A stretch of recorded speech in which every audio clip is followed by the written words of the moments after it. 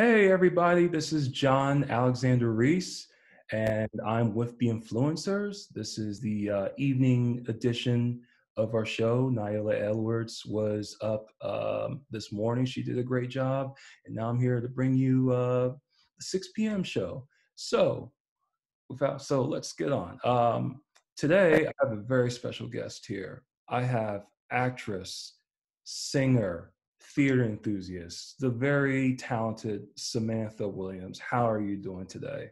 I'm great. Thanks, John. How are you? I'm doing just fine. You know what? It's hot up here it's hot in Cincinnati right now, but you know what? I'm inside right now getting some air conditioning, so There you it's go. all good. And AC makes all the difference. yes, it does. Thank you to the person who invented air conditioning. You have my eternal gratitude. All right. Dang, I'm on. I'm sorry about that, folks. Okay. So anyway, let's get started. Now, Samantha, you are a theater actress. Am I correct? Yes, theater, opera, musical theater, All right. all of them. Excellent. First of all, let's get started. What inspired you to become an actress slash singer? I'm curious Yeah, about that. sure. So I've always been singing. I was the kid who sang way too loudly in the church pews. And I saw my first musical in middle school. I got to go see Wicked on Broadway, and I was Ooh, obsessed. Wicked. I heard that's a very good one. Oh my goodness, one of my favorites. But I absolutely never wanted to be a performer for a very long time. I wanted a 9 to 5 job, a real job. I wanted something with a little Yeah, more structure. right. But music and performance kind of found me regardless of where I went. So I eventually decided I needed to get on board.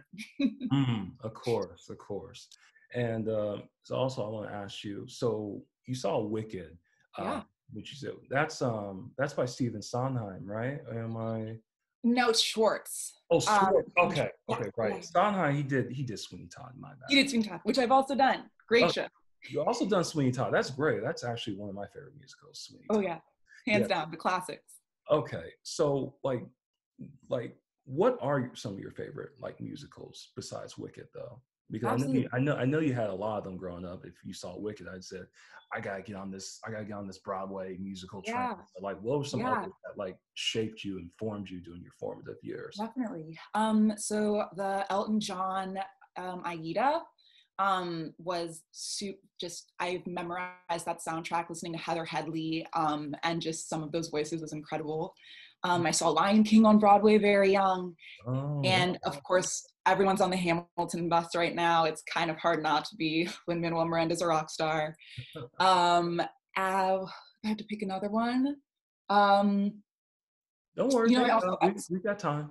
Okay, Sweeney Todd's actually probably one of my favorites as well. I love Sondheim, so that's definitely Yeah. up there. You know what? I never seen Sweeney Todd live, but I did Oh, see the Tim Burton movie, no. Okay. and I loved it. Like it was amazing. I don't know if it's as good as the Broadway version, but I definitely dug Yeah, the story is good. Singing not quite as good. it. I've heard that. Some people told me that. I said, well, I don't care. I still like it. We'll allow it. We'll allow it.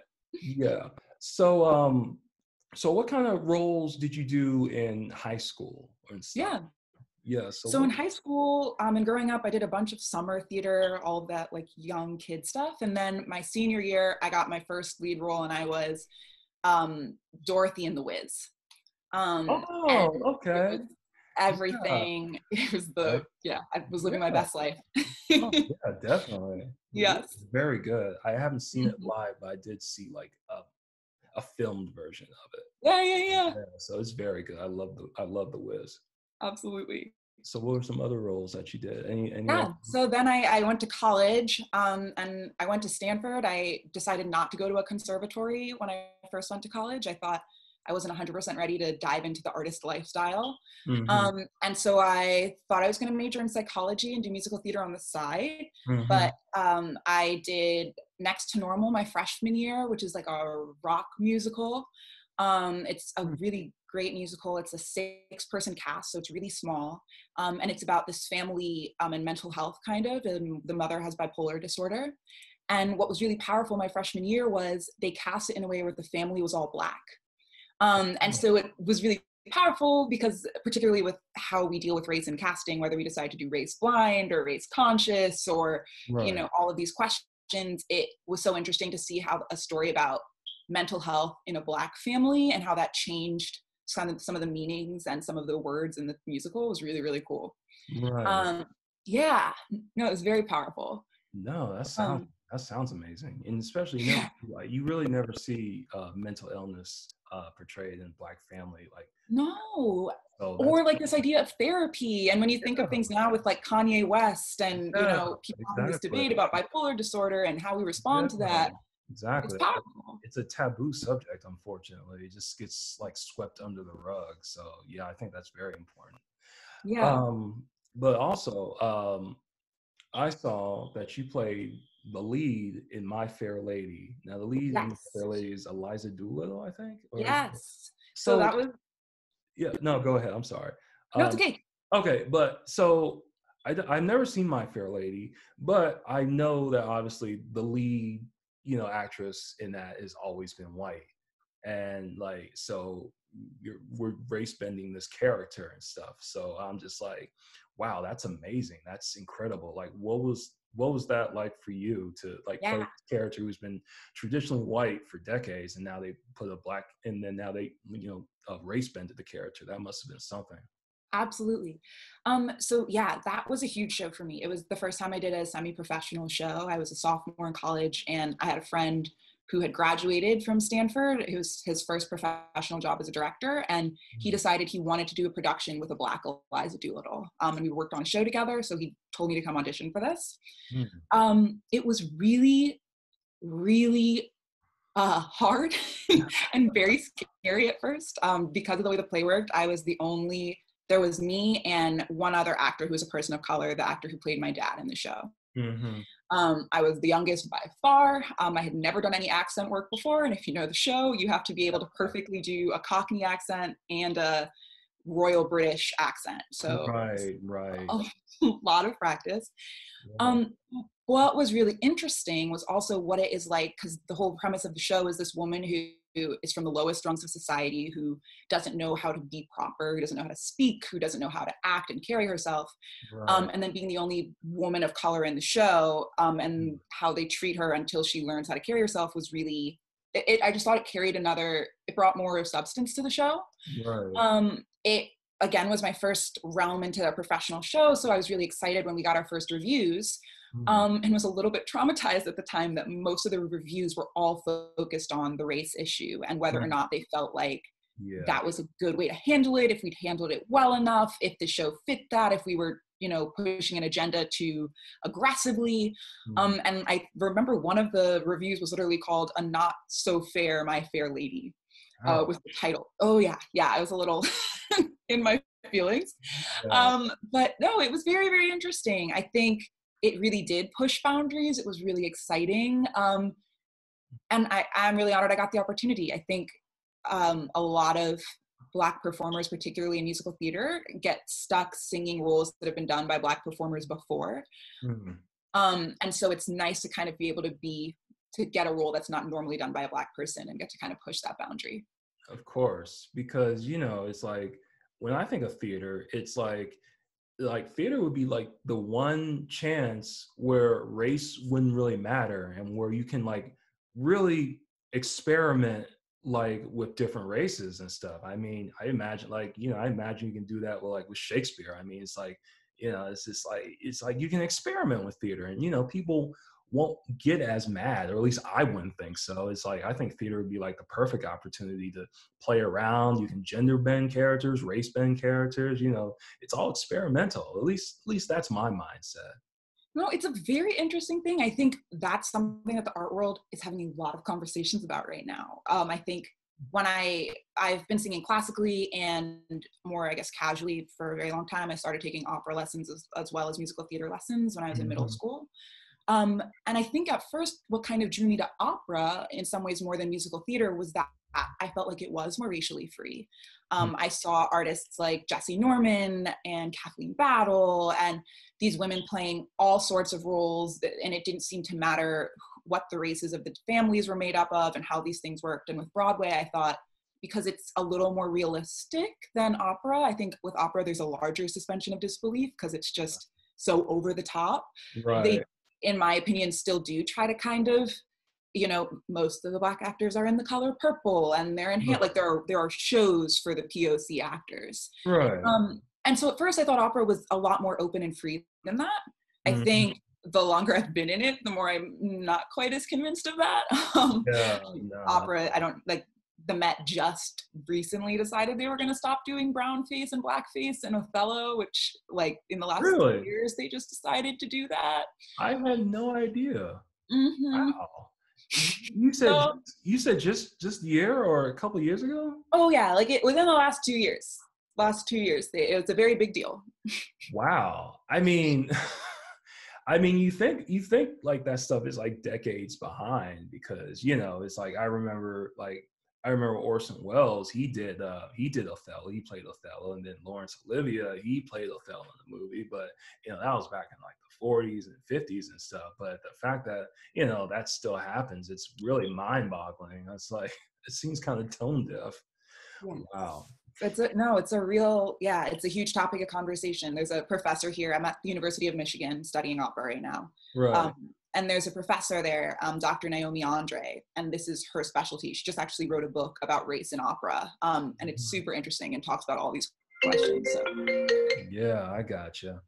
That's really interesting. So, tell me about just tell me a little bit more about opera, because it's like I don't think a lot of people really know that much about opera. It's like just how did you get into it in general? Just tell me that. Yeah. So I did not grow up watching opera like most people, I think. Yeah. I, again, loved musical theater. I listened to gospel and sang whatever was in the car, lots of Beyonce. But when I decided I wanted to take voice lessons, they often tell you that no matter what you want to sing, if you want to sing jazz, if you want to sing musical theater, you need to train classically because that's a way to kind of keep your voice healthy and learn good technique regardless of what style you want to sing. Right.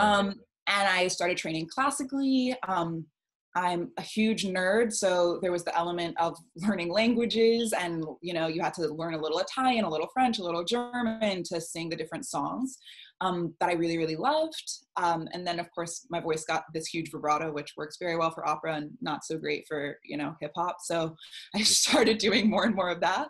Yeah. I think opera has a really cool legacy of Black performers. Really? It does, particularly the University of Michigan. George Shirley is one of our professors here, and he was the first Black tenor to sing at the Met to like be wildly famous and successful, and he's still here teaching.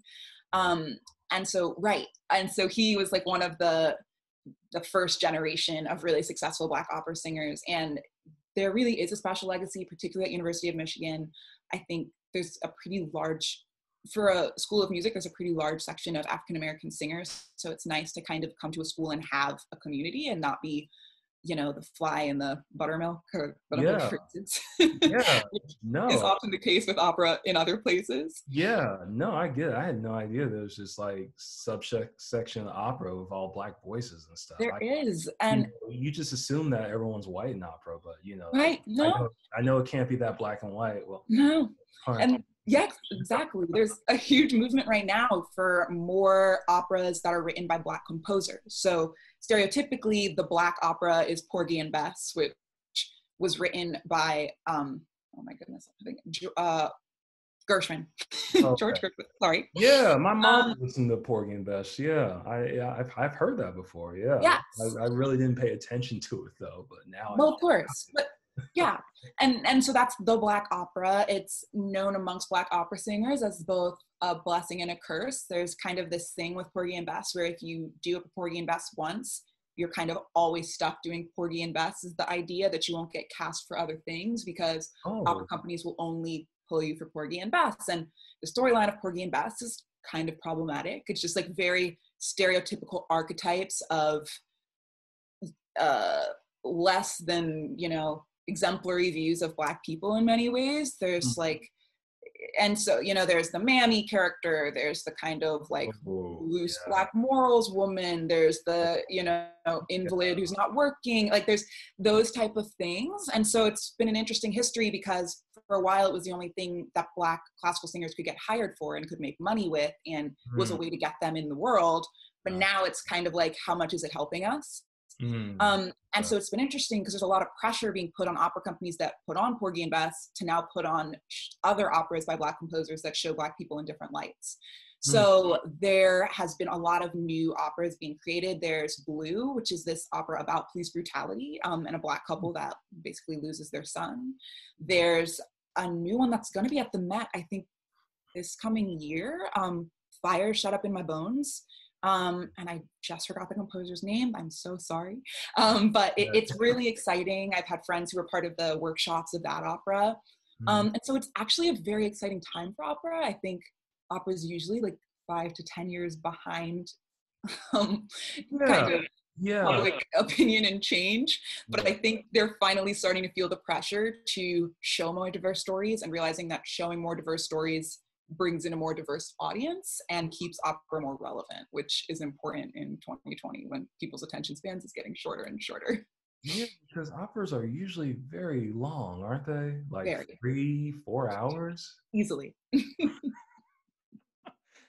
Yes. I mean, I always, you know, at your local theater, if you didn't know this, you know, they do Fathom Events, and, you know, they have like live events broadcast on the movie theater and stuff. And like the local Cinemark Oakley I go to, they always run the Fathom Events. And I notice that I see, you know, live from the Met events, but they're like really long, like 3-4 hours. It's like, it's insane. And I was always curious on going to it, but I don't know if I can stand the long run time though. But you know, I just might have to jump out of my comfort. You can always leave after the first act if it's not your cup of tea, you know, and then you've seen a different opera, you know, you can say something about it. Yeah. Now, I want to ask. Now, are operas like, are they in Italian or are they in English, or like, because when I see operas, like if I see an example of opera, they're usually always like in Italian. Is that like, so they're all in Italian? Not all Italian. Italian, French, and German are the three. English is also, but Italian, French, and German were kind of the original 3 big languages of opera. You're gonna see more in English in the US because we're in the US. You're gonna see more in Italian, but those are kind of the 3 big ones. We've got a fair number of American operas. And then Russian is very in right now. That's like it's picking up a lot of speed. So in my grad program, I had to take classes in Italian, French, and German and be able to reach a placement test in those. But I think for upcoming kids, they might have to do Russian or Czech also now. So wow. Yeah, there are super titles though, so you don't have to speak those languages to enjoy the opera. They have it in, you know, very clear text in English, what is being said. Okay, I got you. It's just this whole new world of opera I didn't realize existed. And I like to think I'm up on the arts and entertainment world. Opera's very niche. Okay. It can be a little elitist at times. So like, if someone wanted to like jump into like watching an opera, like what would you recommend like their first opera experience be? Yeah, so that's a good question. I think that's hard. Okay. Take your time. Take your time. We got time. Okay. I don't want to put you on the spot or anything. Well, no, there's just so many different. Okay, I guess what is a good first opera? So Carmen is a very that is one that is done often. So it's fairly there's a good chance you can find a place that's going to do Carmen in a season. That's in French. It's Bizet. I think it's a tragedy, not a comedy. So with opera, it's either going to be a tragedy, they're going to die, or a comedy, they're going to get married. Those are the 2 plots. So there's just lots of variations of those. Okay. But Carmen's very famous. You'll know some of the tunes already going in. And I think it's an entertaining story. It's done a lot. So you know, some opera snobs might say it's overdone. I love it. I love the music. I'm a mezzo soprano and has a mezzo soprano lead, which is my voice part. So I'm always going to steer you towards a mezzo role. But I think that's a good start for sure. Yeah. Now I have heard of Carmen before, Mhm. but not like I've never actually seen Carmen, but I have seen like the film they did off of it, Carmen Jones. Yeah, yeah, yeah. So, Carmen Jones or yeah, yeah, Carmen Jones, the one with Dorothy Dandridge, yes. like, way back in the day with Yeah, yeah, yeah. Harry Belafonte. So I like that. So Yeah. I may, Same I may, I storyline. may, I may go back and watch Carmen. That sounds like a very interesting. That sounds like a very interesting opera to like, especially for first time viewers. I All think it's a good one. It helps to kind of know some of the tunes. It makes it feel a little less long because you know, have something to hold on to. right. Okay. I got you. I got you. So I want to get back to musical theater a little Yeah. bit.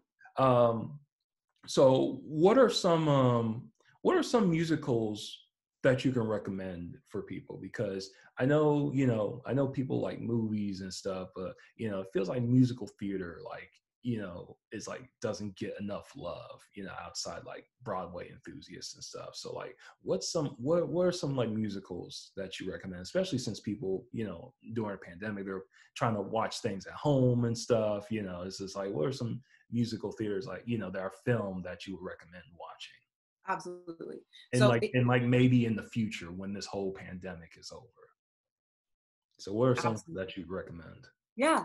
So obviously Hamilton is now on Disney Plus with Mm, the original cast. It is right. really magical. Watch it. I've already seen it 4 times. As my roommates can tell you, I was literally holding a pillow to my face to not sing along while they watched it for the first time. So it's very good, very catchy. Yeah.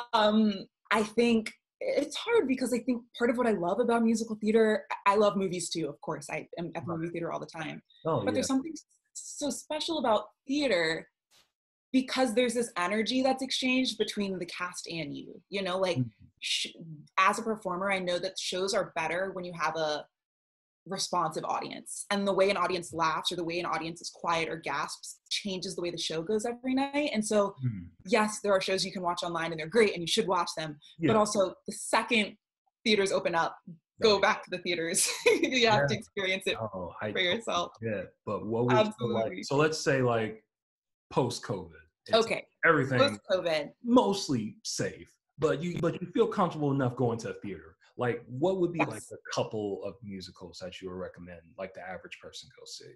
Okay. So Color Purple, Mm, it's a heart wrencher. If you've read the book, if you've seen the movie, you yeah, love the story, the music is I actually did see that. Yeah, when I went to New York, I actually did see The Color Purple. with Cynthia Erivo. Not with Cynthia Erivo, no, but I did see it though. It was very Okay. good. It was very Yeah. good. She is like a freak of nature in the best way possible. I do not understand how that voice comes out of her body. I'm just Oh, amazed. yeah, no, she's very good. I saw her in Harriet. She was Yeah. fantastic in that. And Yeah. then Yeah. Yeah. I saw her in another movie called The Bad Times at the El Royale, and she sang in that too. And she was also very good in that movie. She's Okay. definitely one of my favorite actresses right now. Yep. Yeah, but The Color Purple, anything else? Yeah. I think, what are my top Broadway shows I think you should go see right now?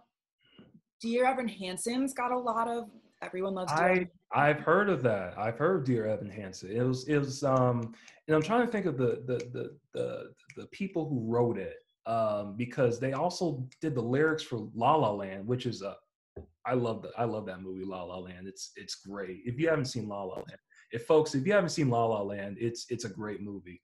But I'm trying to think because they also did the lyrics for The Greatest Showman, and their names are slipping on my tongue. It's yeah, so it's actually Paul and Pasek, or I Right, don't know how right, to right, pronounce it. right, right. Yeah, And they Patrick and actually Paul. Yeah. went to University of Michigan. They graduated from my No way, school. really? Yeah, Oh, wow. yes, That's in the musical theater fantastic. department. Wow, that's fantastic. Oh my God. But yeah, I've heard good things about Dear Evan Hansen. I know that won the Tony for Best Musical that year. And Hmm. I know Universal Studios is trying to make it into a movie and everything, but and I've had a couple friends who've seen it. They said it's very good also. So yeah, that's definitely one I want to check out too whenever if it comes Yeah, to Cincinnati. I'm sure it's gonna come eventually. and it will. And then I think I am a huge Sarah Bareilles fan, and so this is another thing. If you're not big into musicals, but you want to step in, she's an Mhm, indie songwriter, so she has a bunch of albums. Most people have heard her singing other things, and mhm. she wrote the music to the musical Waitress. which is also based off of a movie that Oh, plenty of people may have yeah, seen. yeah, yeah. I remember that. I remember. Yes. Yes. It's that like quirky little movie, the woman who makes pies and is in an Yeah. abusive relationship. Yeah. Um, and it's an incredible musical. Incredible. Really? Yes. Okay. Okay.